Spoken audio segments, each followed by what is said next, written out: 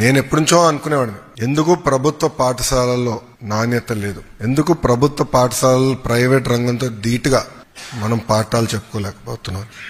నేను Carnegie melon యూనివర్సిటీలో చదువుకున్నప్పుడు ప్రతి ఎండాకాలం సెలవుల్లో నేను పనిచేసేవాడిని. నాకున్న అవకాశాల మేరకు ఒక సమ్మర్ నేను జర్మనీలో పనిచేశాను. జర్మనీలో చూస్తే ప్రభుత్వ విద్య చాలా అద్భుతంగా ఉంటుంది. అప్పటి నుంచి అనుకునేవాడిని, ఎందుకు ప్రభుత్వ విద్య మనం నాణ్యత పెంచలేమో అని పదే పదే అనుకునేవాడిని.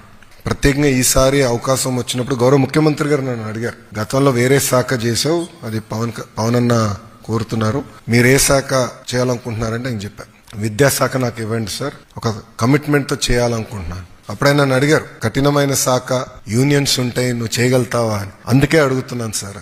ఇది మీ అందరికి ఎందుకు చెప్తున్నానంటే, all of us have to choose a road less travel.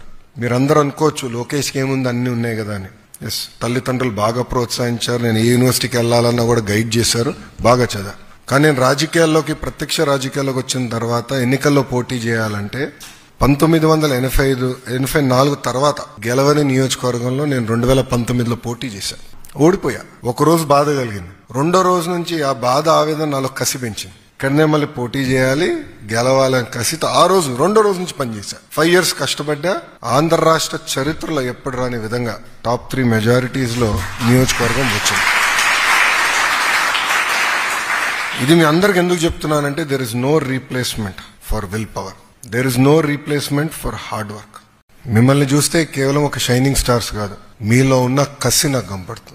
ఇంట్లో ఆర్థిక ఇబ్బందులున్నా పిల్లలు బాగా చదవాలని ప్రోత్సహించారు తల్లిదండ్రులు. ఆ ప్రోత్సాహాన్ని మీరు అందుకుని కసిగా మార్చుకుని వాళ్ళ గర్వపడే విధంగా ఈ రోజు వాళ్ళ ఈ బిల్డింగ్ లో కూర్చుంటున్నారంటే దానికి కారణం మీరు, మీలో ఉన్న కసి. ఆ కసి ఎప్పుడూ మరవకూడదు. ఎంత పైకి ఎదిగినా మనలో కసి ఉంటేనే ఇంకా ఎదగచ్చు. గౌరవ ముఖ్యమంత్రి చంద్రబాబు నాయుడు గారి గొప్పతనం అదే. నేను ఈరోజు వెళ్ళి, సార్ డిపార్ట్మెంట్ లో ఈ సంస్కరణ తీసుకొచ్చాం, ఇన్ని రిజల్ట్స్ వచ్చినట్టు, చాలా సంతోషం, నెక్స్ట్ స్టెప్స్ ఏంటని అడుగుతారు. కనీసం ఒక్క సెకండ్ హ్యాపీనెస్ ఆయన మాకు ఇవ్వడు.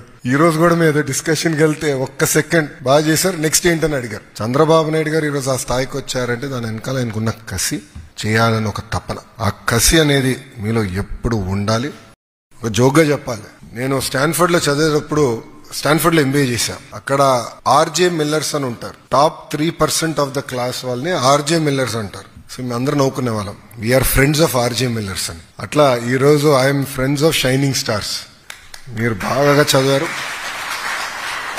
బాగా కష్టపడ్డారు, ఒక పట్టుదల, ఒక కమిట్మెంట్ తో ఈ రోజు మిమ్మల్ని ఇక్కడ కూర్చోబెట్టి, మీ మెరిట్ ఈ రోజు ఇక్కడ కూర్చోబెట్టి, మిమ్మల్ని అందరం చూసిన తర్వాత సమాజంలో ఉన్న తల్లిదండ్రులకి ప్రభుత్వ విద్య పైన నమ్మకం పెరుగుతుంది.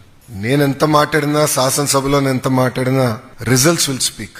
నేను అదే అధికారులు చెప్తా, అవుట్పుట్లు కాదు, ఎన్ని గంటలు చదువు చెప్పాం కాదు, ఎన్ని సార్లు వచ్చారు కాదు, నాకు అవుట్కమ్ రిజల్ట్స్ లో మనం చూపించాలి సమాజానికి. ఒక్క నంబర్ పైన మనల్ని మెజర్ చేస్తారని పదే పదే చెప్పాడు. ఈ రోజు మీరు ప్రభుత్వ విద్య పైన నమ్మకం పెంచిన వాళ్ళు అవుతారు. నిజంగానే I'm very proud of you. You are the brand ambassadors of Andhra Pradesh.